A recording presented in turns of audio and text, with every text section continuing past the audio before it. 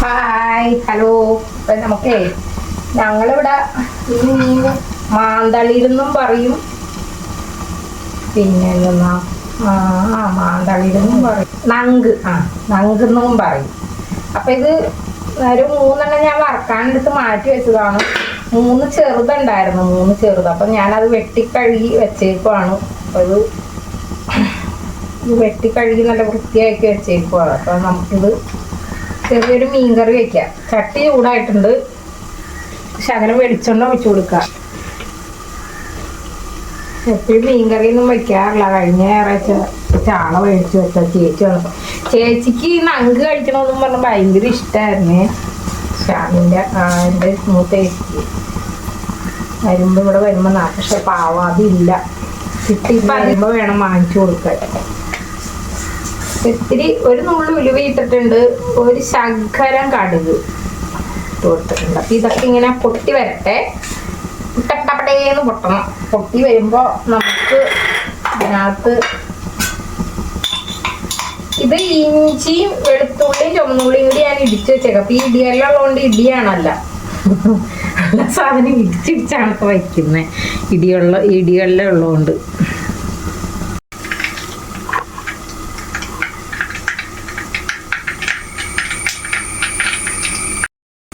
കടുകൊക്കെ പൊട്ടട്ടെ.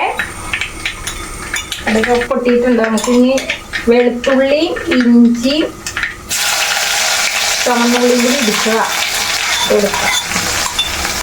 ചാറോ പച്ചമുളക്, ഒരു 3-4 പച്ചമുളക്, ചെറിയ പച്ചമുളകാണെങ്കിൽ കറിവേപ്പില ഇട്ട് കൊടുത്തേക്കാം. ഇത്ര സാധനം ഇത്തിരി ഇതിനാവശ്യമുള്ള ഉപ്പിട്ട് കൊടുത്തേക്കാം നമുക്ക്. ഞാൻ ഈ നങ്ക് മാന്തളിരെന്നൊക്കെ പറയും ഇതിനെ.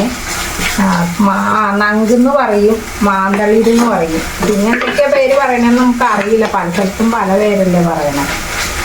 ഇത് ഞാൻ മാത്രമേ ഈ കറി കൂട്ടത്തുള്ളൂ, വേറെ ആരും കൂട്ടൂല. പിന്നെ അവൻ മാർക്കറ്റിൽ പോയപ്പോൾ ചെമ്മീനും ഇത്തിരി ചാളയും 2 പേരും കൂടി 1 കിലോ വീതം വാങ്ങിച്ചിട്ട് 1/2 കിലോ ആക്കി എടുത്തതാണ്. അവനും അവൻ്റെ കൂടെ കൂടിയത്. 1 സ്പൂൺ മല്ലിപ്പൊടിയും, ഒരു നുള്ള് കുരുമുളക് പൊടി, 1/2 സ്പൂൺ മഞ്ഞൾപ്പൊടി, 2 സ്പൂൺ ഈ സ്പൂണിന് 2 സ്പൂൺ മുളക് പൊടിയാണ്. അപ്പോൾ ഇതേപോലെ പുളി വെള്ളം കൂടി. ഇപ്പോൾ പുളിയൊന്നും കറി വയ്ക്കാത്തതുകൊണ്ട് പുളിയൊന്നും തിളപ്പിക്കാറില്ല. അപ്പോൾ ഇതിനകത്തോട്ട് ഇടാം, നമുക്ക് ഇതിനകത്തോട്ട് ഇടക്കാം. അതുപോലെ ഒന്ന് ഇടക്കിയെടുക്കുക. നമുക്ക് ഇനി ഇതിനകത്ത് അരപ്പും കൂടി ഒഴിക്കാം. എണ്ണയൊക്കെ തെളിഞ്ഞ് വന്നിട്ടുണ്ട് അരപ്പിൻ്റെ.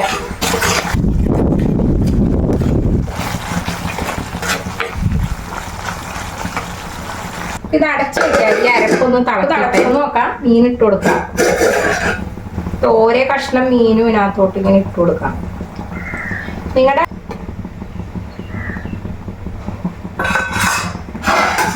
പറ്റി വരട്ടെ. ഇടയ്ക്ക് പതുക്കെ ഒന്ന് നമുക്ക് ചുറ്റിച്ചു കൊടുക്കാം. ഇപ്പോഴത് വേകട്ടെ. ഇവിടെ കറി റെഡിയായോന്ന് നോക്കാം.